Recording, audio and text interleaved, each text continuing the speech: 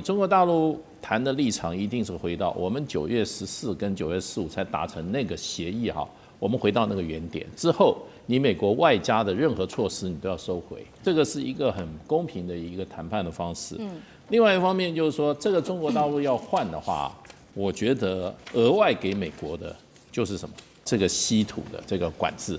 全产业链的管制，那问题我一直在想，你用稀土的全产业链管制，把它缓息1年，那美国付了什么代价？这一点，这个贝森特都不敢提。在这一场中美的贸易战，川普是正式的认输了吗？我们今天要来关心的是，中美这一场协议也被李承刚逼的，美国必须得要妥协让步，退回原点。现在美国自己内部也有许多的问题哦，尤其是通膨高涨，吃不起又喝不起咖啡，吃不起牛肉，连巴西这一回川普都得跟他做退让了，怎么回事？今天一起来做解读。今天开场3个火线话题，会请来宾来帮我们做解答。首先第一个，川普宣布了说，这一次呢，中美之间有一个谈判哦，是史上最伟大的协议，但是被专家直批，你只是把这个谈判回到了自己刚开始在4月份掀起贸易战的这个原点而已。这一回，川普被李承刚逼到投降了吗？第二点，我们今天要来关心的是，确实现在大陆有可能就稀土来这个暂缓他的惩罚1年。川普这一回则是拉着澳洲、抱着日本跟东协国家一起，希望能够来生产稀土。这是真能摆脱中国卡喉的命脉吗？还是美国只是在延长被勒索的一个时间？另外，今天也会来关心到的是，美国的物价民生已经越来越高了。川普的美国优先现在变成了民生地狱，不管是在牛排或者是咖啡的价格越来越高。这一回他向巴西低头了，是贸易政策上面他终于又是再度的 tackle 了吗？今天都会一起的来做解读。好，川普的亚洲行这一回呢都还没有结束，但是已经在北京面前低头投降了。川普他高调的宣布说，在这一场中美贸易战，我们已经达成了历史性的一些初步的共识。接下来呢，我们会取消对于中国本来要加征的100%的关税，来换取中国大陆对我们延后1年实施稀土的出口管制，并且他说呢，中国会恢复采购美国的大豆，也会配合打击芬太尼的走私。看似之下好像是川普在高调的宣示说，终于有一个重要的外交胜利，但是专家一句话打脸，这个协议啊，现在看起来根本就只是让美国回到了当时贸易战开打之前的一个状态了。为什么这么说呢？因为美国农民、美国大豆农民的困境到现在还是没有被解决啊。另外一点就是，美国仍然陷入在稀土供应链的危机，这个到目前也都没有被解决啊。另外一方面，这个中国大陆的商务部副部长李承刚一句话也揭穿了真相，他提到了双方这一次谈判针对了出口管制、301跟芬太尼等议题做讨论，还包括了船舶的收费的费用哦，都有一些初步的共识了。代表说，接下来美方必须要做的就是要先撤回对中国跟他的子公司的2级制裁，以及美国对中国船只加收的港口费，否则是中国不可能推迟稀土的出口管制的。再来，大豆协议也是中国以战逼和的成果，北京已经暂停购买美国的大豆，如今逼的美方求北京来买大豆。川普是被迫求饶吗？今天节目一开始来特别请教大使了，这一场这个川普宣布的重大的外交成果，结果被专家打脸说你只是回到贸易战的起点，4月份的起点，这是川普认输了吗？李承刚的话来做解读的话，到底中美之间达成了什么重要的协议吗？大使怎么看？应该是回到这个4月，或最起码是去年9月啊，也是就是这一次中美高层的有关贸易协议的上一次的那个结论，所以呢，其实李承刚的讲法是比较这个怎么讲呢？比较像外交式的讲法，就变成他会触及了这些问题，还有出口管制、301关税、芬太尼船舶收费哈，他说达成共识。那这些部分的话，那贝森特就没有出来讲了，达成什么共识？因为这个船舶收费部分，这个是这个今年9月15，在这个在斯德哥尔摩会谈以后啊，美国又外加的东西。那中国大陆任何人去跟美国谈判，一定会说你9月15到14到15，在当时做那个协议之后的行为的话，你都应该要撤销。就包括这个船舶。那301关税的话，也是美国一个新的议题啦。那如果美国要准备在301上哈，对中国大陆跟美国之间在2021年就是说川普1.0时候达成那个贸易协议啊，要开始算账的话，那这个问题很严重。所以我觉得就是说，以中国大陆谈的立场，一定是回到我们9月14跟9月15才达成那个协议哈，我们回到那个原点之后，你美国外加的任何措施你都要收回。是，我想这个是一个很公平的一个谈判的方式。另外一方面就是说，这个中国大陆要换的话，那事实上的话，我觉得额外给美国的就是什么？就是这个就是说这个稀土的这个管制，全产业链的管制。那问题我一直在想，就是说，你用稀土的全产业链管制，把它缓息1年，1年以后它那美国付了什么代价？这一点，这个贝森特都不敢提。那我觉得这个部分现在双边这个李成刚讲的比较清楚。我们现在下一个阶段就是把这一次的双边谈判的共识我们回去走另外一个程序，也就是审批的程序。你今天贝森特，你也不敢说我们今天谈到这个我们美国就买单。李成刚也不能说美国各自抱回去，川普要去同意，然后习近平要去同意，同意以后才会有30号的在韩国的习川会。那到目前为止，一直到昨天，中国大陆的外交部发言人记者问到他了，他都没有说习近平要跟川普见面了。对，他说这个问题我们在磋商，有进一步消息我们会告诉你。是，今天几号了？28了。对，对不对？29。那不可能30号才宣布吧？所以就这1-2天，那一定是什么？中国大陆习近平还没有说我要见你之前，还有很多事情要弄清楚。那这种就是说这一次谈判，我觉得美国大概是这一段时间，川普上任以后跟中国大陆在贸易谈判上可能是最困难的一次。是，中国大陆立场非常强硬，因为就是说，光就经贸问题来讲的话，中国大陆已经讲得很清楚了那么要打就奉陪到底，而且今年9月到9月为止，我们看统计数字，美国市场只占中国大陆所有对外销售的10%了。短短一段时间就已经把从14到15%变成10了，所以中国大陆事实上在快速跟美国的市场在脱钩那最后我今天卖了100块钱，我只有10块卖到美国，我到最后10块也不要了。所以现在要谈什么？我觉得美国现在要考量的是什么我觉得应该是对美国来讲最困难的一个问题，我认为就是台湾问题。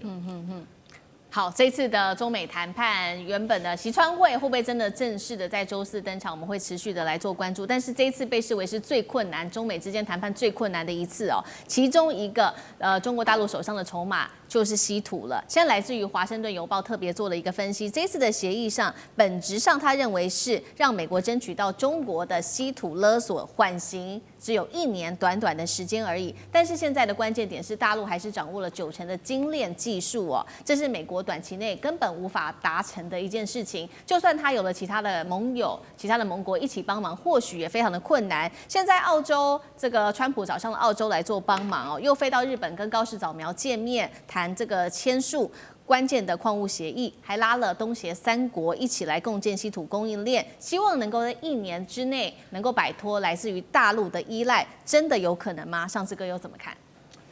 我想在今天我们录影时间当中的上午呢，高市早苗跟川普见面，那当中谈了很多东西，也会签了很多东西。其中最让我侧目的，就是在美日双方签了一个确保稀土供应的这个联合声明。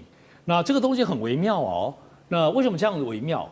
因为我个人认为，整体评估，美国虽然很希望在最短时间之内，川普说希望1年之内就可以摆脱有关于稀土方面被掐脖子的部分的难关，但是当然众所皆知，全世界所有的专家，包括资本圈都说不可能。但我认为大家特别注意日本在稀土方面的这个特别的角色，我认为很值得未来在我们的节目里头持续观察下去。为什么呢？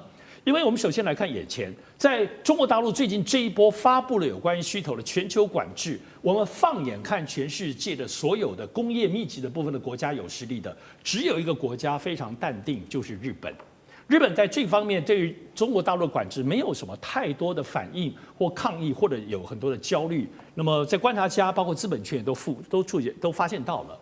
那主要的原因当然还是在于对于稀土。中国稀土这件事情，全世界最早感受到掐脖子的，其实就日本。而且早在2008年，日本自己本身的产业调查的白皮书就提到稀土这件事情是很重要。而且在2010年，当时就发生了中日的稀土的很大的争议。当时中国就掐住日本的稀土，早在2010年。所以，就15年前，日本跟中国就发生了稀土的冲突。从那之后，其实我们就看到日本有很多积极的动作。首先，它在全世界，包括秘鲁、包括澳洲，都开始在找有关于稀土本身的矿源，在签合作，就如同美国现在在做的，他们15年前开始做了。还有日本自己在挖附近他们海底本身的海底里面的稀土。好，重点来了，找得到稀土矿源、提炼技术的。我们都知道，日本其实在各方面来讲，跟德国一样，是少数除了中国之外，有比较好的提炼分离技术的这个国家。所以这15年来，到底日本发展了多少？但你说真的很厉害，不知道。但因为毕竟里头有2大的日本的这个他们的短板。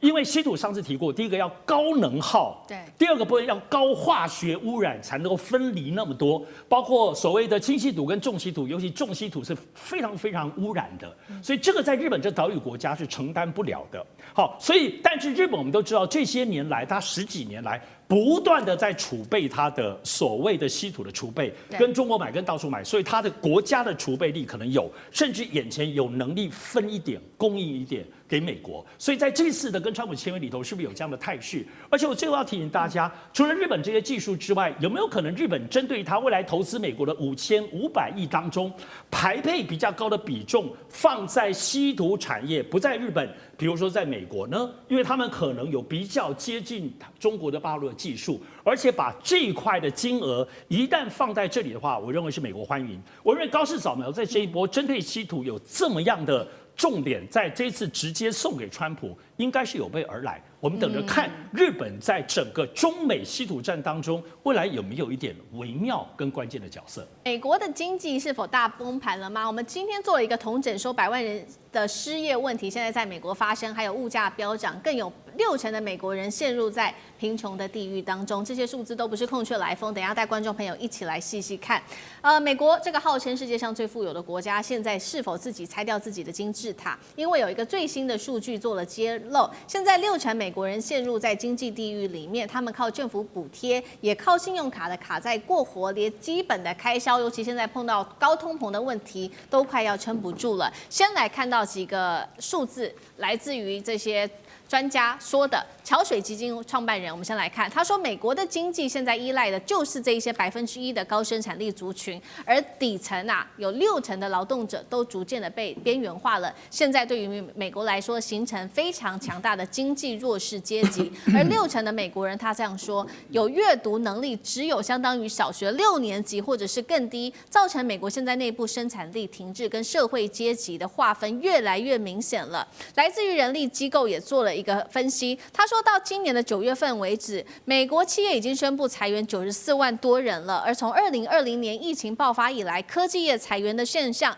是最为严重的，一共是高达了10万人，而这个也不是一个预言的，我们要来看到的是，包括了科技业的亚马逊已经宣布了准备大砍3万名员工，这是史上最大的一次裁员潮，简直就是一触即发了。更惨的是，确实现在美国的通膨问题非常的严重。我们要来看到美国现在家庭每年得多支出$1500，包括了他们现在日常要吃的东西，牛肉、水果、日常用品涨幅高达了10%到15%。美国的消费者的信心10月指数也创下了半年来的新低制造业更是连续4个月都是收缩的，美国民众的信心可以说都是已经快要崩溃了。而美国进口商为了要避开这些接下来潜在的关税冲击，他们选择跟中国大陆现在进行提前拉货，赶忙从大陆进口春季的商品，先放在自家的仓库先放着，免得商品会越来越贵了。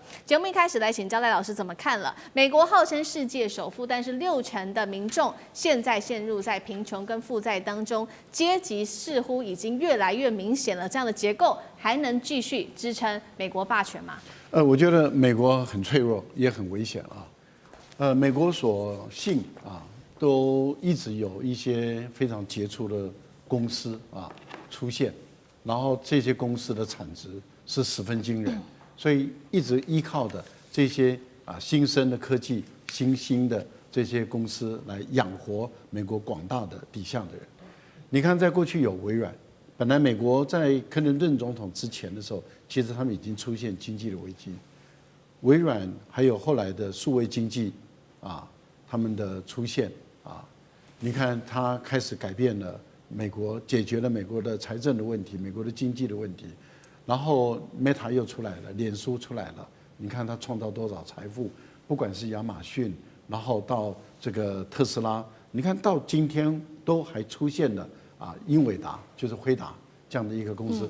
辉达的现在的产值都已经到它的整个公司的市值都已经到5万亿5兆美元了，这不得了啊！它一年的产值都已经是至少3400亿以上，有人估计它到5000亿都跑不掉。可是你想想看，我们台湾一整年的总产值也不过就7600亿美元，美国一家公司可以将近我们的1半国家的总产值，这代表什么？美国依靠的就是这些大公司，这些高科技的大公司，他们在支撑着整个美国的经济的一个发展。可是我为什么会说他们很脆弱？就是如果这些公司出问题了、出状况了，我举个例子，假设这个特斯拉被中国的电动车打败了，然后它消失了；假设苹果在中国大陆卖不动了，或者是苹果被中国大陆的手机都打败了，然后它消失了。假设我都用假设了。对。那你想想看，假设中国的 AI 起来了，然后回答，所以为什么黄仁勋他常常觉得他会睡不着觉？因为他觉得我今天起那么快，我明天可能就下来了。那如果他们一下来，如果这些支撑的美国经济能够养活这么多的美国人，因为他们的贡献的税收非常的高嘛，所以美国的社会福利或是美国的社会补贴，其实依靠的是这一些赚非常多钱、经济体非常大的这些公司的税收。那你想，这些公司如果一旦瓦解了，美国还剩下什么？所以我觉得美国这个国家，它的经济这样发展是错误的，是非常脆弱的。它一直依靠的就是硅谷等这些大头脑他们的创新的东西。可是中国打的是一个系统战，而且中国的高科技的东西越来越多、越来越多的情形下的时候，你看美国领先的科技，未来10项科技中，美国能领先的不到3项了，7项中国领先了。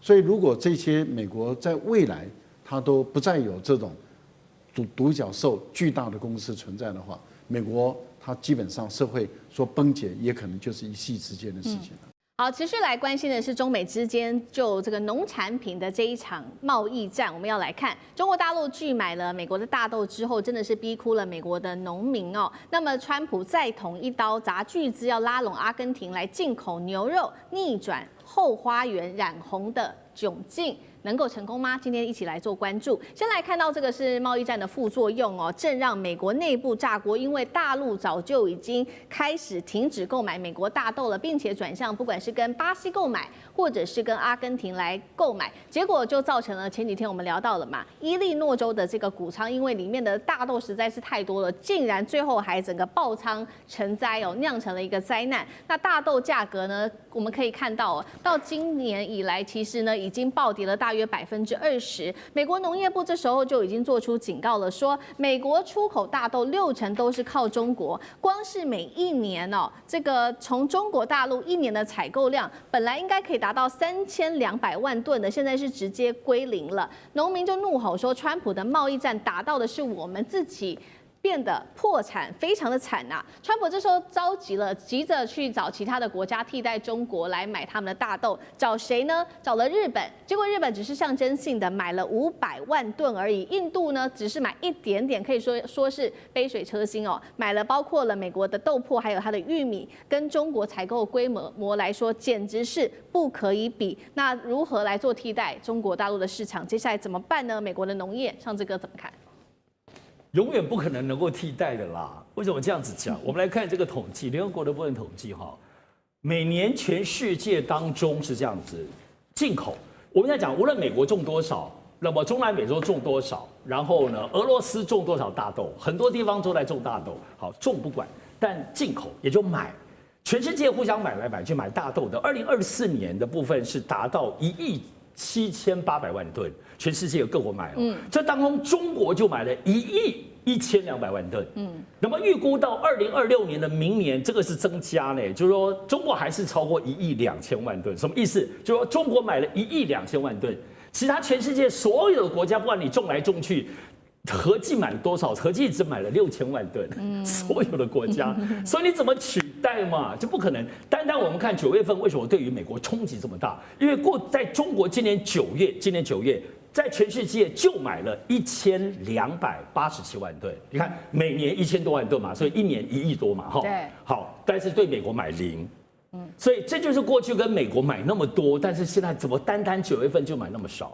所以这个部分你说想要去美国化，去中国化，找各国来填补，我们刚刚讲，每年全世界也就才6000多亿吨啊，6000多万吨，你就没有办法取代中国的部分需求，永远都不可能哦。所以包括中国的部分的人口的比例，还有他们现在经济水准需要大豆和豆浆跟豆制品，还有包括农畜牧业。好，但是我觉得这里头最重要值得注意的部分就是，中国大陆在这次当中可不是这种短暂的或临时性的动作，因为我们在关心在私密的节目，我们关心中国采购大豆是今年年初2、3月，其实第一批订单就要开始了，就发现美国怎么没有，中国怎么没有下订单？对，减少，然后3、4月就要签合约了，怎么没有签呢？都在这面节目里头都觉得延后，所以就是说，其实中国在所谓的去美化，不只是去美元，包括所有先前去美债，包括所有去美豆。这些东西都是中国的战略布局，这是什么这样的布局呢？好像仿佛算准了，在川普2月份上任之后呢，肯定就是中美会发生什么事，所以中国就在那时候就开始对于大豆布局就减产，因为原来3、4月第一批订单，4、5月第二批订单，到最后的包括9月已经是最后都不下，而且甚至是降量降到0。所以你可以知道，中国在美国方面最大的错判是，虽然他们有关税战在主导，在晶片战主导，还有包括对中企的黑名单不断的叠加加码，这方面有很多在高科技方面的手段，仿佛在压迫中国。可是中国对于美国方面的谈判回起的准备，单大豆就早在今年年初，早在川普上任乃至川普上任之前就开始降低了。对，所以这个东西其实还是始终我们看，不只是眼前大豆这样子的问题，乃至现在川普放话说，你月底如果跟习近平见面的话，大豆就会谈好了。他现在各式各样的放话，你觉得中国对于整个川普，难道只是今年年初大豆这个部分有所准备吗？难道不是在川普上一任8年前的时候，就对于整个对美国的部分，长久以来这个战略谈判已经准备，只是今年正式实施而已呢？对，早就已经长远的规划布局了。那9月份确实现在呢，中国大陆跟美国是首次的零采购哦。那我们也要来看到，现在豆农很惨嘛，接下来就是要关心的是说，这些红州的票仓会不会影响到接下来川普的期中选举？因为不止红州的票仓是在这些豆农的票仓，我们现在要来关心到的还有这个牛肉业者，同样跟豆农一样是苦哈哈。为什么呢？我们看到美国的牛肉价格也是同样在近期狂飙。我们先看牛排的价格，因为美国人吃很多的牛哦，牛排价格狂飙了16%，牛绞肉更是高了。查了一下资料，较5年前是飙涨了50%。这个肉铺的业者直接出来说，40年来我从来没有看过如此大的涨幅。但是此刻，川普竟然是宣布他要花一大笔的资金，400亿美元去援助阿根廷，并且开启牛肉外交。换句话说，就是开放阿根廷的牛肉做进口，降低农产品的关税，理由是要压低国内的通膨跟物价的问题。但是刚刚提到了嘛，要援助阿根廷，总要有资金来源吧？现在根据最新了解，这些资金来源来自于对美国原本要用的农业补贴跟国防预算把它硬挤出来的。红州的农民可以说是气炸了，他们就说：我们投给川普，结果他拿我们的钱去养阿根廷的牛啊！这些红州选民包括了德州、堪萨斯、爱荷华等等地方，委员怎么看？期中选举，川普还撑得下去吗？这个所以我讲啊，川普只是有勇无谋啊，不能谋定而后动啊。那就会产生很多问题。比如举个例子哈，我们刚才讲说大豆一年到中国要3200吨，我再算给大家看哈，大概一艘船哈，大豆的船大概是6万吨，也就是你要500艘船，才运得完，那500艘船，跟各位一个数字，全世界这种船只有3000艘。你就知道，即使现在要运都来不及，所以而且你不一定订得到，你以为只要运你的这个大豆，还要运别的啊，面粉啊，什么玉米啊，对不对啊？所以我是觉得川普都没有把事情想清楚。好，那现在谈到牛肉更经典，他对巴西的牛肉课高关税50%，可是巴西的牛肉主要是在做美国人的麦当劳那种汉堡用的，就是比较所谓牛碎肉的那一种，就现在汉堡价格大涨。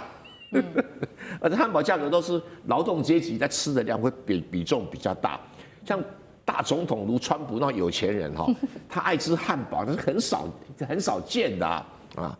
那就更搞笑的一点就是说，那好像你那个巴西的牛角肉来对这个美国的这个肉容影响也不大，因为美国的肉比较好吃，一般是做牛扒用的，做这种碎绞肉反正都是用巴西的。就你把汉堡价格给打涨了，然后这个牛角肉买那个牛扒肉你用低价去阿根廷买回来，又把牛排价格往下打，那你简直是要把牛排打成牛角肉，是不是？你不是，我实在看不懂这里面是什么逻辑，让自己产的牛扒肉价格下跌。然后让一般老百姓吃的自己没有产的牛角汉堡肉往上涨，我不要问他们两个，这是什么逻辑？我实在想不通，他怎么玩这个游戏？所以他的外交政策跟他的本来就是怕洪州的选民造反，因为洪州他觉得一定投给我啦，可是为什么他会对于大多这么紧张？就表示他很紧张这个选票，而紧张选票来自哪里？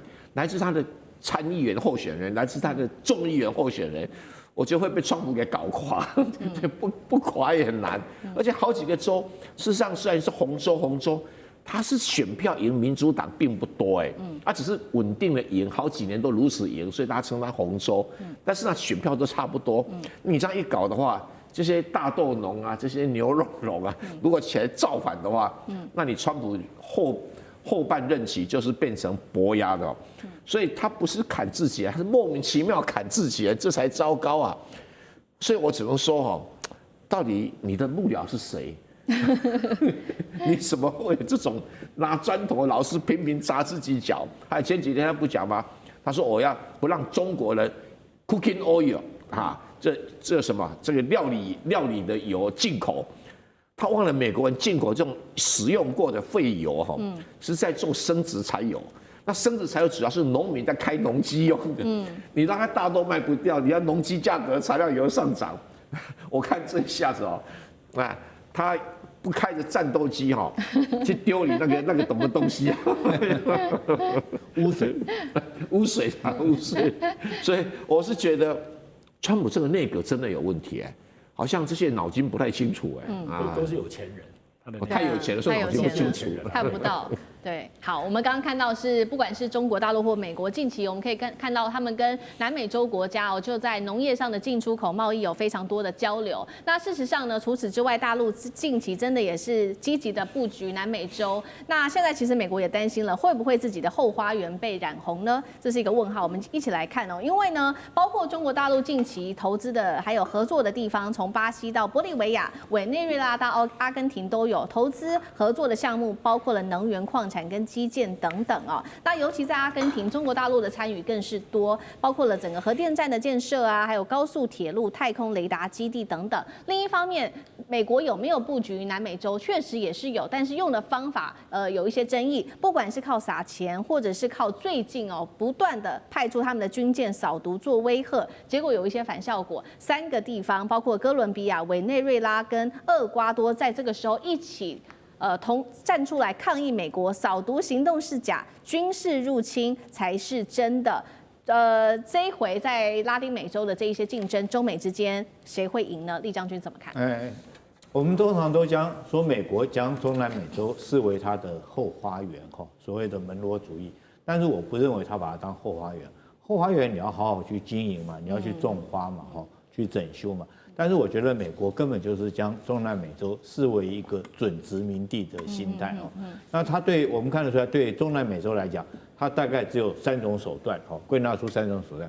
第一个是军事上的威慑，现在就很明显了嘛。你看到他对委内瑞拉派出一个这种海军的一个战斗群在那边威胁要委内瑞拉马杜罗下台，对委内瑞拉用军事强压的手段来对付他们，甚至于对哥伦比亚现在来说也说他是毒枭，说他总统也是毒枭对哥伦比亚也打击，甚至于你打了以后，打了下你拿不出证据，那2个被打掉以后还幸存的2个这个渔民来讲的话，后来被释放了，为什么？因为他本来就不是毒枭所以第一个我觉得美国对中南美洲采取第一个是军事压迫的手段，然后希望我们看看这次马杜罗会不会因为军事压迫的手段而这个产生畏惧而离开这个总统的职务。那第二个他会采取手段就是经济上面利诱我们看到这次对这个对阿根廷不就是用经济利诱之前他已经给了他200亿，这次又说400亿，就是说你要当选的话，你的选民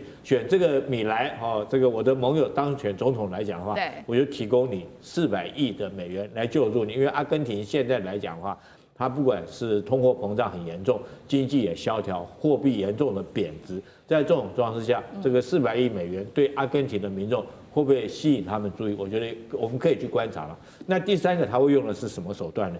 就是政治上面用颠覆的手段。我们看到中南美洲很多的国家有时候左派，有时候右派，这是人家国家内政，人民选出来的。但是他经常会用 CIA 这些去把它颠覆掉，选出他自己川普所望的总统。所以我觉得，当中国提供这些国家来讲，最重要的基础建设，我们不管看到秘鲁的前海港或者是2洋铁路，我觉得这才是中南美洲未来所需要的东西。现在是美国自己国内又炸锅了，原因是因为这一场关税战打到现在美国的物价跟通膨早就已经高得不得了了，尤其是川普这一回也针对了巴西课征高达50%的高关税，结果导致的是美国人常常吃的牛肉价格还有咖啡价格都暴涨。首先我们看到牛绞肉价格在过去几个月暴涨了12.9%，牛排上涨的幅度超过了16%，咖啡豆的价格更是涨了12.7%。民众吃不起牛肉，喝不起咖啡，变成了这个通膨痛感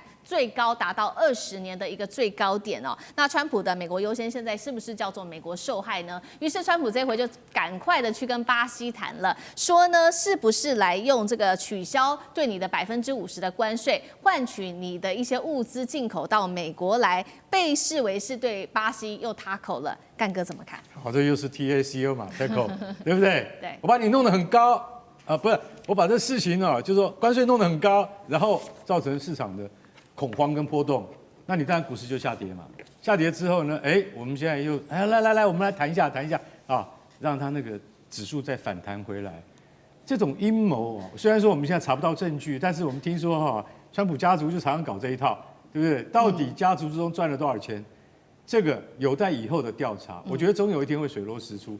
可是现在讲的是国计民生，你像国计民生怎么办？现在因为牛排大家知道是非吃不可的，尤其对美国人来讲。但是他从2016年以来，美国国内大家要知道，美国自己本身是牛肉最大的出产国，它自己本身是全球最大，就像它是最大的石油蕴藏国一样，它从不开采。那但是现在从2016年以来，它9年的时间里面，他们说现在美国能够处理的牛只是9年以来的最低，就是大幅下降。为什么？因为老实讲，第一个是因为价格问题，第二个是因为关税的问题，所以本来都是从巴西进口嘛，现在要收50%的关税，好啦，那我可以跟你讲啦，那我们就不进口牛肉给你们了。所以他现在连8个月的牛肉都涨价，都涨价的情况之下，我跟你讲，现在还有一部分是被卖场吸收，但是那个好事多他就讲了，最多到明年初吸收不了，为什么？还是给你们消费者，你们要转嫁，你们要被我们转嫁，现在我们有到就是说一般这个消费者，其实我们在这个台湾的市场 ，Costco 是一个就是好事多是一个非常夯的一个平台。那我们自己去买，像我们自己去买那个牛肉啊，不带骨的那种牛肉片有没有？我一看就知道，那个价钱就涨了。虽然不高，但是你就有一种感觉，因为经常买的消费者就有一种感觉。他说没有，其实现在才刚开始。要明年才开始，为什么？因为明年的惩罚性关税你才会看到结果嘛。是。所以现在巴西他就说好，牛肉我们也不出口，为什么？我们要付50%。那我们现在就暂时不要出口，让美国你自己来想办法。这就是牛肉，但是牛肉对于美国的民生必须来讲的话，它总是摆在第一位。其实它比咖啡还重要。讲到咖啡，咖啡更惨。咖啡你知道现在怎么样吗？我们先不要讲巴西，我们讲从 Costa Rica 啊到那个什么到非洲的喀麦隆，从美洲到非洲，因为美洲跟非洲的咖啡农不像巴西的咖啡农那么大户哦，他们都是属于比较个人化的那种商户。他们说现在不出口了，为什么？因为我们出口咖啡我们赚不到钱啊，对不对？我们现在一定要付美国那么高的关税。算了，我们就不卖给美国了。那现在怎么样呢？他们都不卖，巴西也不卖，而且巴西不卖，巴西还很快乐，你知道为什么吗？因为巴西的牛肉跟咖啡都降价了。它供应美国现在市场对啊，不输出到美国，我们在国内市场卖反而更便宜，而且巴西的商人现在有囤货的现象。他就说我们现在就是我们抓着咖啡，全球的供应量一年大约是6000万袋。现在已经下降到3700万袋，大部分都在巴西的那个商人的手中。他就说我不卖。那你想想看，美国人起床第一件事情就喝咖啡，没有咖啡可以喝，怎么行呢？对，星巴克已经讲了，一样，到明年年初你们就知道下场。为什么？现在我们还不让你们看到，但是到了明年初，你就会发现说，原来早上喝咖啡变成一种奢侈的行为。川普的乱政现在失控了，美国的内政乱象频传，尤其在内部爆发了几件事情，不管是美国的农民破产，或者是公务员啊，现在得排队领一些救济的食物等等，到底怎么一回事？另外一头，川普啊，总统则是做这个 AI 影片丢屎弹。我们今天来关心美国接下来川普的其中选举是不是危险了呢？今天的火线话题3个，邀请来宾帮我们做解答。第一个，因为美国现在牛肉的价格实在是太高了，一口气啊飙涨到了12%。当然，一部分的原因是因为川普针对巴西课征50%的一个高关税，导致现在美国牛肉价格超高。于是呢，川普在这个时候喊了说，开放阿根廷牛肉就可以来降价啦，却惹得美国的农民非常的愤怒。好，这个关税战会变成农业的自爆战吗？第二件事情，现在政府到现在已经关门达到3周以上了，核武的单位还因此停摆。华府现在出现了史上最长领食物的一个长龙，等一下带观众朋友来看到这张照片。说好的美国梦呢？现在还可以做这样子的梦吗？这是第二个问题。第3点，我们来关心，在上周末大家还记得吗？700万的美国民众走上街头抗议，说这个川普啊，说希望未来的美国是无王日。那川普则是用 AI 来自封自己是国王。另外，他的白宫发言人则是学他的老板爆出口呛，这个比较脏的话，你叉叉决定的。那么共和党内部的其中选举是不是变成灾难呢？今天我们都会一起的来做关注。刚刚讲的事情是美国的民生物价，尤其是牛肉跟绞肉，现在价格到底涨了多少呢？涨幅我们看到牛肉是12%，绞肉则是涨了10%。我们知道美国民众每天都会吃汉堡或者是牛排等等，现在这些物价高涨，真的是让美国民众压力感到非常非常的大。川普这时候竟然是神回，他说，那不然我们也可以改购买阿根廷牛肉啊，如果我们这么做就可以降低国内牛肉的价格了。这话一出啊，美国的这些牛肉的农民就非常的愤怒，他说这个话荒谬至极，等于是用外国的肉来打我们自己人。更讽刺的是，为什么美国牛肉今天涨成这样呢？除了美国内部有干旱虫害的问题，真正压垮美国的还是它的关税战。当初他针对巴西课征50%的这高关税，抵挡了巴西这些低价牛肉的进口，导致国内的价格狂飙。重点是今年初啊，美国人对于牛肉的需求量却是创下新高的，但是美国的牛只在年初的数量却是最低是75年来最低，是8700万头。尤其现在有这个农业牛肉上面的问题，大家还记得吗？这个大豆啊，更是让农民吃足了苦头，损失金额达到数十亿美元。这一场关税战从保护美国变成重伤美国了吗？到底这一场贸易战打在谁的身上？大师怎么看？当然，就是说，所有的关税基本上都是由消费者啊、进口商在负担的啊。当然，出口商有的时候也会做一些，可是大概有人算过，起码80%以上都是本国的这些进口商那出的钱。那进口商出钱，最后就由本国的消费者在承担嘛。所以所有的进口的这个价格都会变成怎么讲呢？都变成成本增加。那川普的讲法就是说，我这是抽税啊，那我把关税都赚到谁的口袋里？都赚到美国政府的口袋里面。那这个其实我们从理论上来讲，就是美国政府变相加税，也就是说，借着关税变成一种这个关税抽进来都是进到美国联邦政府的口袋。因为事实上，美国的这个宪法第1条规定啊。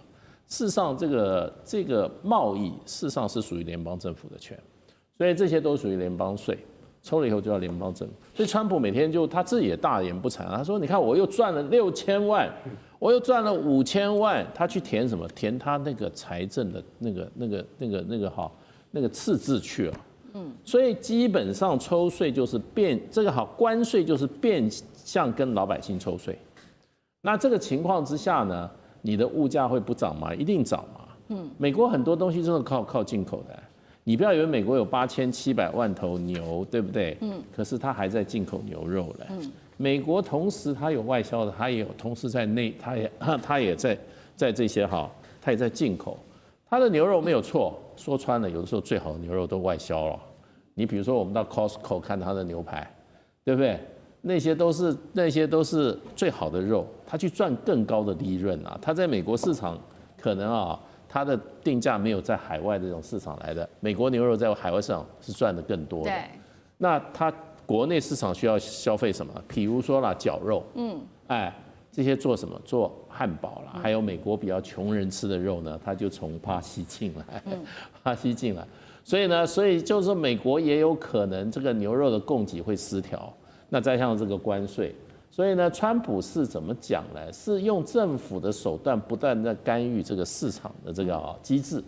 市场本来它是可以达到一个就是说供给跟需求之间一个均衡，达到一个最好的一个价钱，结果他用人为去干预。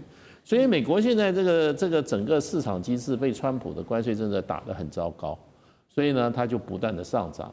还有呢，就变这个东西很多都是什么联动的，你的农产品如果欠收，或者说海外市场受到影响的话，也会影响畜牧业的价格，因为美国的牛肉它是 corn fat， 所以 corn fat 就是说它是吃玉米的，它不是像这个阿根廷是吃草的，草的话成本是比较那个牧草的，还有纽西兰的也是吃牧草的，美国的牛它是吃什么？它是吃玉米的，玉米的价格，你今年干旱的话，玉米的价格增高，然后呢，玉米它就怎么样？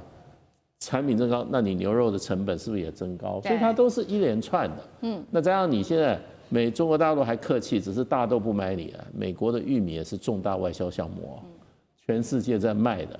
那大家不买你的时候，对不对？你玉米供销也出现问题了，农民他可能就不种了，越不种的话，那你的玉米的价格就越来越。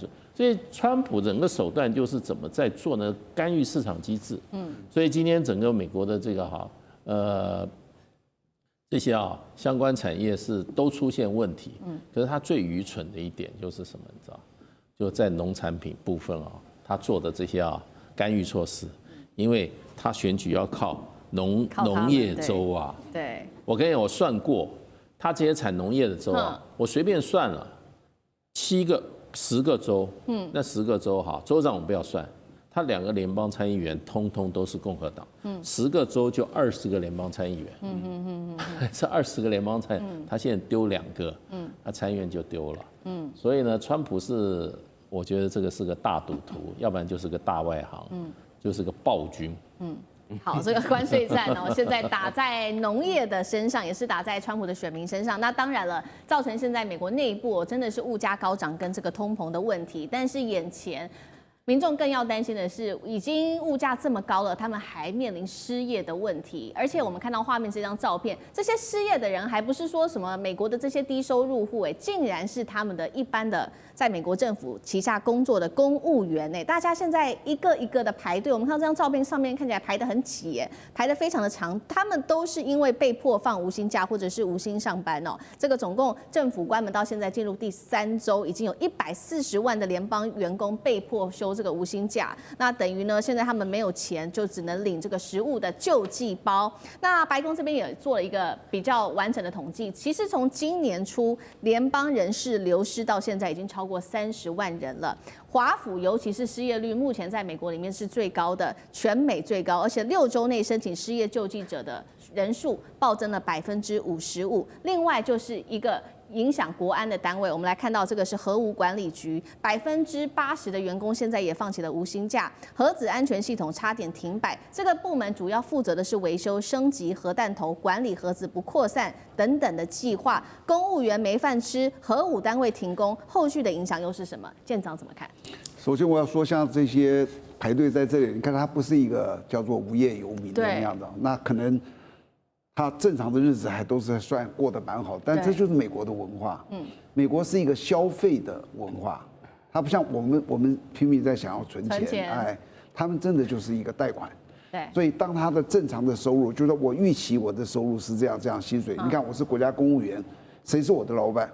国家是我的老板，那薪水怎么会少呢？就像我以前当军人，我怎么可能没有薪水？可一旦你没有薪水哦，他的所有的花，因为他都已经贷款，车子贷款、房子贷款，什么这个贷款、那个贷款，可能还在分期付款什么等等，他就突然会被卡住。但是这个东西是不是他们的一个很大的问题？我倒不觉得是一个很大的问题。为什么？一旦这个叫做他的停摆结束，欠的钱一把全部要给他的，是吧？那我觉得还蛮好的了。然后我讲这段时间我这样苦撑过去，可能接下来我拿了几个月的薪水，未来可能还多很多钱，所以他们的这些人民不会太担心。但是我是觉得他这次停摆哦，真正他凸显的问题是川普这个人。他这个川普人是什么样的？你知道，像以前这种政府停摆，在20世纪100年最严重的是在克林顿政府的时候，他停摆了2次，总共加起来他停摆了27天。这是克林顿政府的时候，8年哦，27天。然后到了这个世纪21世纪，川普1.0的时候停摆1次，那1次就是35天，就超越了前一次的这27天。那这一次呢，从11月1号开始到现在已经22天了嘛，22、23天了，再2个礼拜就会破他上一次川普1.0的记录。为什么会停摆？为什么？因为国会2党在那斗争，不是美国没有钱哦。就是2党对这个，因为他的所有，川普带领的是行政团队，行政团队的权力哪来的？谁授予的？国会，国会在他上面，那国会不授予你去花这个钱，你是没办法去动用的。这就是按照美国的宪法的这个体制，所以他只要2党一协议，这个钱就可以拨下去；只要不协议对抗，那就一直下去。那为什么川普的任内就会这么对抗呢？因为他这个人太激情了。你知道他的所有手段都非常激烈，好比说，你看他这个无冕王那一天，他发的那个 AI 的生成影片哦，等一下可能你们会看到。我这一辈子我无法理解一个国家的领导人能够去这样子做一个这个影片，你脑袋到底在讲什么东西？然后对所有抗议你的人，因为你的行为实在是奇怪，抗议你的人，只要是民主党，是我的对手党的，我就派国民兵进去镇压。对。然后你说现在没有钱，我就去删所有民主党这个里面的基建的钱，他所有事情都有针对性。原来他还是温的，因为你这么过分，他会变得很激烈，所以双方都会变得很激烈。当2党斗争很激烈的时候，那个负责任的是抓权的人，所以谁要为这个事情负责？川普把国内搞得一团乱，国际也一团乱。这个世界的乱源是在川普。好，所以我们看到世界的乱源，其实从川普，我们现在也看到是不是川普他整个内阁也开始学习到他的性格。我们要来看到这个最近真的是发生了蛮多的事情，因为刚刚舰长提到嘛，其实就是上周末在美国爆发的这个全国性的一个大规模的示威活动，全美50州总共是700多万人走上街头，当时叫做无王日。那确实哦，川普当时用一个 AI 合成影片，头戴王冠，开战斗机，就向人民撒这个屎弹。那我们刚刚说了嘛，是不是只是川普狂妄自大呢？其实他的内阁也开始出现了这样子的问题。尤其我们来看到2个人，第一个白宫发言人李维特，他最近在接受媒体的专访的时候，竟然呢是有被记者问到是谁决定川普跟普丁接下来在布达佩斯来做会谈的，他怎么回答？他说：“你妈决定的哦。”这样的一个出口哦，还呛记者说你是一个极左的垃圾，这话真的是难听到我都有点说不出来。那另外一位同样也是非常狂妄的是，有记者问他说，国防部你是否知道俄罗斯称赞部长赫格塞斯的领带颜色呢？结果这位国防部的发言人说，你妈买给他的，这是有爱国情操的美国领带，蠢蛋。来，干哥帮我们看怎么一回事啊？因为这是新闻啊。所以我们不得不忠实的呈现说，川普以及他的这些幕僚们，竟然用这样的粗口，直接面对了他所面对的是记者、是媒体、是大众，怎么可以用这样子的口吻口出秽言呢？啊，刚刚大使有讲到说，川普是个暴君，川普说不是 ，I'm not king， 我不是国王哎，所以你们说发动了2600场要抗议我的活动。无王日 ，No King's Day， 我又不是国王，对不对？可是他在自己的社群平台上面，你就看啊，他自己的叫做真实社群 （True Social），他竟然头戴王冠，然后驾着战斗机，你知道背景配乐是什么？是 Top Gun， 是捍卫战士的那个就是 Danger Zone 那首歌曲。对 I went through the sky 那首歌曲当做背景配乐，然后呢，因为那是 AI 影片嘛，他的头像戴着王冠，开着飞机，然后经过纽约的时代广场，然后就丢下了很多咖啡色的物体，然后也有人抬头一看，结果他们还特别带那个镜头特写，抬头一看那个人是谁呢？是左派网红叫习生，习生抬头一看。他就吃屎了，所以意思是什么？意思就是说我就是派这架飞机来让你们这些左派的混蛋吃屎的。你有没有想过，你身为总统，社群平台也是你的，福斯电视也是你的，你不但有网络的力量，你还有电视台，你还身为国家的领导人，对，你竟然可以这样去对付你的政敌、你的对手。好。那除了他以外呢，他的发言人一个比一个厉害。我们给大家看看那个谁，李维特。李维特他是回答了那个，他是2天前回答哪一家报纸呢？那家报纸叫《哈芬登邮报》啊，《哈芬登邮报》是知名的左派报纸了啊。那这也无所谓。可是呢，因为《哈芬登邮报》有个记者，就一天到晚会缠着李维特。李维特那天真的是受不了了。因为哈芬登的记者竟然问说：“哎，确定普丁跟川普是不是要在匈牙利开会啊？对不对？那布达佩斯这个地方是谁决定的？奇怪，谁决定的？要关你什么事啊？”李维特的情绪就来了，爆炸。对，他就爆炸。到底选在布达佩斯，选在什么地方？那是你能决定，还是我能，还是你这个记者可以问的呢？那不关你的事嘛。所以他就直接喷了一句叫做 "Your mom did"， 你妈妈决定的。那我用我们台语的话哈，我们讲台语比较不粗俗啦，就领导部决定的啦。如果大陆的对岸朋友能够听懂的话，这不是骂人的话哈这个我们在尺度上面也是能够被接受的。那所以我的意思是说，如果你用这种话可以让美国的全部的老百姓能接受的话，那我们也都没有话说。你身为白宫的新闻发言人，你怎么会说你妈妈决定的？对不对？那你是不是教坏大人小孩，教坏了所有的美国老百姓，教坏了全球在注视着你们白宫一举一动的老百姓们呢？对不对？所以说我先讲一句实在话，连他的新闻另外一个发言人啊，叫罗杰斯也说，李维特表现得非常中规中矩，值得嘉奖。他已经骂了脏话，怎么会值得嘉奖呢？这个整个政府都在乱套，乱到连新闻发言都可以不顾口德，我们只是把事实说出来而已，我们刚才绝对没有说不雅的话 ，OK。好，谢谢干哥。大陆现在9月份确定是零进口美豆了哦。那么另外一方面是美国的谷仓发生了崩塌的事件，等一下我们会看一段现场的画面。再来就是美国自己内部经济的问题，包括了它的车代商倒闭，民众现在买车变成了一个超级奢侈品。华尔街金剑雷曼兄弟暴雷的前兆吗？今天就美国的经济面，我们也会做一个比较详尽的解读。今天的火线话题3个会请来宾来做解答。第一个，大陆零进口美豆伊利诺的谷仓崩塌哦，美农经济成了贸易战第一个倒下的骨牌吗？第二件事情，美国次级的贷款风暴现在狂烧，包括了私募市场连环爆，从车代商倒闭一直到欧洲股都在暴跌当中。现在在看说当时的雷曼阴影是否在今日重返华尔街呢？最后一件事情包括了美国的国债爆表之外，还有通膨狂飙，失业率也在飙升。现在川普可以说是面临在经济上面的3个炸弹，能否稳住美国的金融市场呢？今天都会一次的来做解读。9月份这是首次的中国大陆出口的美国的豆子，我们要来看到是零进口哦，在9月份的时候创下了2018年以来首次的归零记录哦。但是我们要来看到的是大陆它跟巴西跟阿根廷却是买了非常多的大豆。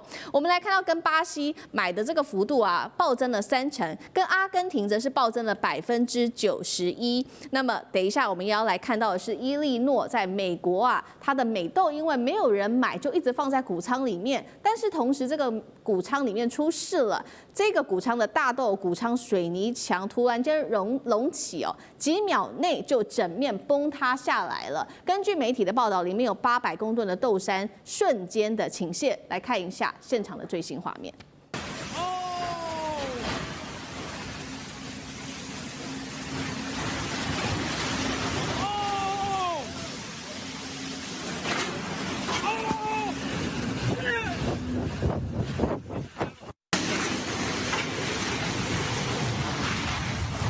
好，所幸这一起意外并没有造成任何的人员伤亡，而附近的居民已经做了一个比较快速的撤离哦。不过这个节目一开始要请教大使怎么看了大陆首次的零进口美豆，重击美农跟它的经济命脉，美国经济会否出现新一波的崩塌？大使怎么看？当然啦，它这个造成美国经济的出状况，主要在中西部这些州。中西部因为它这个主要是农业州啊。那很多大豆的豆农，他们的耕地面积都不是像我们在台湾这种小农制，它都是大农。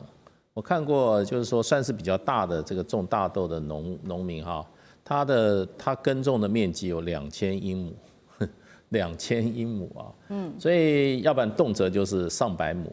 那因为美国这些中西部土地辽阔，土地不断的兼并啊，所以他对这些农民来讲啊。他要耕种这么大的土地，他光要施肥，光要去把地弄好，光要买种子啊，他需要大量的资金，都是数百万美元的资金。那这数百万美元资金，他都要跟银行贷款。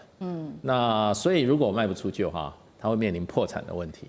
那破产以后，这个地方就会非常的萧条。不过美国现在是这样，美国有些有钱的人跟有一些这些大的农产公司在收购土地，所以很多从自耕农会变成佃农。不过这个问题真正比较大的问题是不是经济问题，是政治问题。因为我们就讲4个州好了哈，我今天讲3个州哈，大豆还有主要产区内布拉斯加，还有这个北达科达跟南科达，这些州都是纯红州，是州长是共和党，2个联邦参议员也是共和党，联邦众议也大部分是共和党，所以就是共和党掌握这些州。可是现在这个东西，它这个大豆农夫是它重要的怎么样票源。如果东西卖不出去，他们已经知道了，就是都是你川普的贸易政策搞的。我今天大豆滞销，那正好害我的土地卖掉，我破产。那他们今晚就已经在说，你如果不帮我解决的话，我下一次投票就投给民主党。所以呢，这个对川普来讲，是政治问题。所以如果他没有处理好的话，那很可能明年的期中选举啊，如果在美国参议员翻盘的话，那川普就跛脚了。所以就是说，所以川普已经写过信，就求习近平了。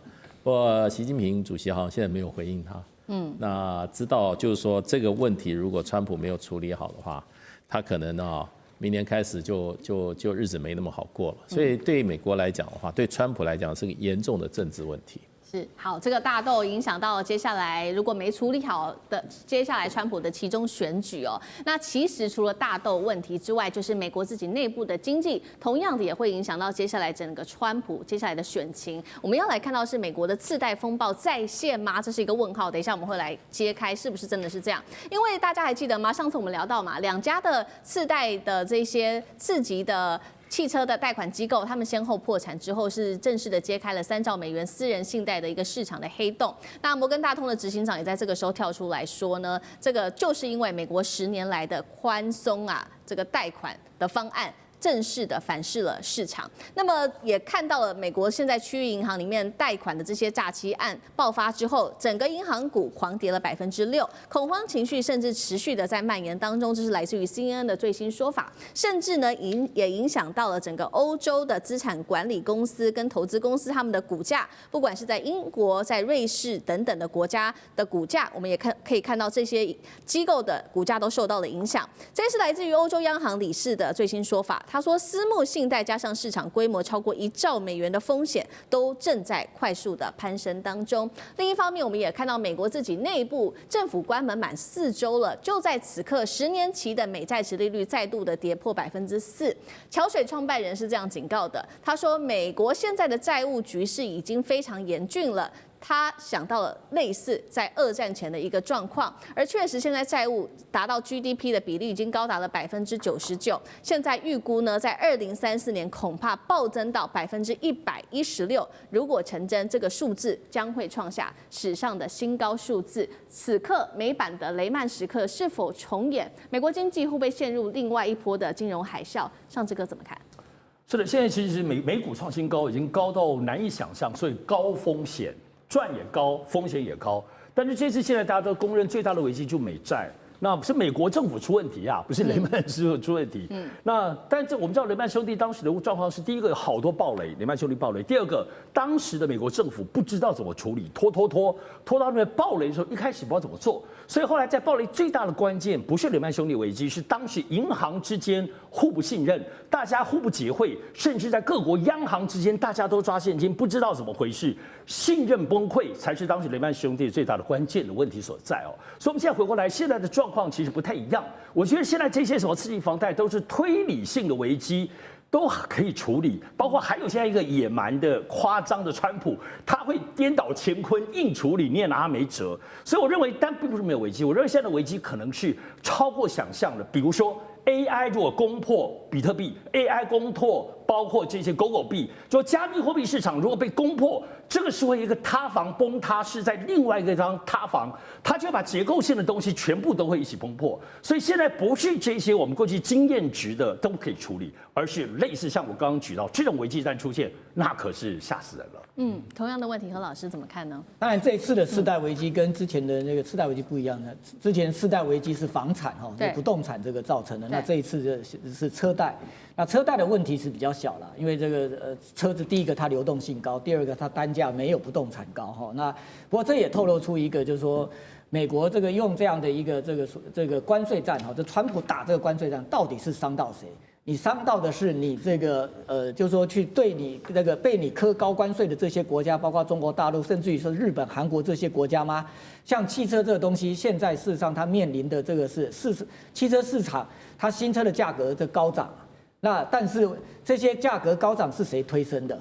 那就是你之前的你这个对于这些汽车，包括零组件在内，你科的这个关税在里面，然后这些关税是不是都是出口国去吸收吗？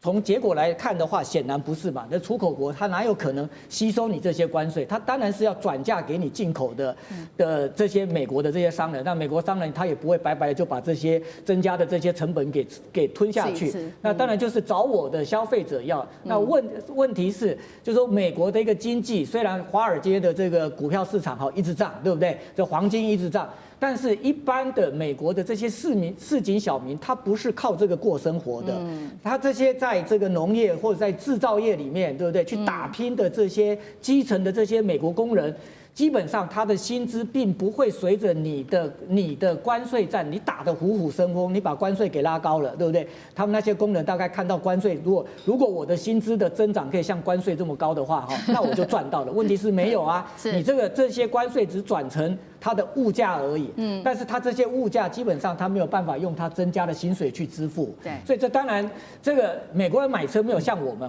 这个就是说，其实我们台湾人不太喜欢这个在消费性的这些产品，实际上汽车不是一种耐久材啦，那它是属于消费性产品我们一般买消费性产品，虽然有些人会车贷但是很多人是用现金去买，或者即便贷款也不会说贷得很高可是美国人基本上它是一个就是用信用去消费的一个国家，特别在汽车这个就是说相对单价比较高的这样的一个这种消费性产品，它会用贷款那现在显然是这个车贷的这样的一个这个问题，基本上暴露的是整个美国的一个消费市场它出现了这个一个系统性的这样的一个这个trouble 出来所以就是说，美国这个问题要怎么解决？其实解铃还在系铃人啊！你找丰田解决，或者你找马自达解决，对不对？或者是你找这个特斯拉去解决，它都没办法解决。最主要的还是谁叫你川普用关税，然后粗暴的去打乱了整个人家本来好好的这样的一个全球的一个汽车产业链里面、制造业产业链里面的这种供销的秩序。对不对？那他以为这个他可以在很短的这个时间内去倒转乾坤，把整个人家运转这个好好的这样的一个产销秩序给重构。这重构需要时间，可是问题是你这个关税所造成的这样的一个产销失序所带来的这样的一种影响是立即性的一个影响这中间老百姓不会给你时间去忍受的。你说你们要稍微忍耐一下，给我时间我来解决事实上，我们很多的这个经济学，以前我们念经济学的时候，我们常常讲的长期的经济问题。可是很多人事实上后面还有一句就是说，在长期来看的话，我们都死掉了。所以这个对这些消费者而言的话，他要你立即的去解决他眼前的这些在生活上面、在消费上面他没有办法去处理的问题。那川普有没有办法就拿出这个对策去满足他们显然，川普现在这个等于是外交跟内政两头忙着这个焦头烂额，而且这两个问题它是搅在一起的那我认为川普他自己这个上台之后，他在很短的时间，他开太多条战线了那整个美国的一个这个政府政府是一个系统那系统的话，如果你在短时间你那么多的问题作为一个 input， 那你这个系统是不是有 crash 掉的这样的一个问题？那你川普应该好好的去反省。好，这场关税战打到现在，我们可以看到，确实现在通膨在美国已经越来越高涨。那包括美国民众对于接下来的整个消费的前景，还有经济的前景，都是非常不看好的。所以呢，现在内部也产生了非常多的问题。现在刚刚我们提到的嘛，这个汽车的价格正在不断的暴涨当中，这是实际的数据现在在通膨的压力下，美国的新车的均价突破了5万美元，尤其美国人最爱买的这个皮卡，更是飙破了6.5万。专家说，现在买车已经变成是，难道只有剩下有钱人能够买车了吗？那另外一方面，接下来的年底的购物旺季，不管是万圣或圣诞节，现在预估消费力恐怕暴跌10%以上，失业率8月份正是不断的攀升达到了4.3%，数字创下4年新高。川普接下来怎么办？面对这个通膨问题，干哥怎么看？福特皮卡在美国的高速公路上面是到处跑那个等于是国民车现在一辆要多少钱？$65,000，200多万台币吓死人！我们通常的认知就是说，美国汽车对，只要尤其是福特它不是双 B 它可以搞到200多万。在我们台湾一般人国民的这个价值认知之中，它不可能贵到这个地步。那这一次连福特皮卡很好用的一种卡车也兼一种很经济的交通工具，它竟然涨到$65,000一辆，代表什么？代表就是说，现在美国只有有钱人才买得起车了。因为专家说，这都是川普的关税政策推波助澜而造成的。而且我跟你讲哈，现在反而是什么，你知道吗？现在反而车子涨价是因为有一些高端的客人的需求没有减少，但是呢，平民百姓却买不起车。因为高端的客人越来越多，然后他们有更好的优惠的措施，所以促使他们买车。还有再加上那个9月底之前，曾经有一波的电动车的优惠，是电动车优惠造成更多高端客人去买了比较高级的电动车。所以说，在美国的汽车市场，现在平均一辆车要50080块美金。这可能我想介大使在美国那么久，应该他会比我们更了解说，一辆车要到5万块美金的话，那是什么样的局面？而且说句实在话，这个情况可能不会很快就降下来，因为它已经上去了，然后再加上呢，墨西哥跟加拿大2个国家，尤其墨西哥的那个汽车的那个加工是进口主要到美国的，那美国就要对这2个国家征收25%的关税。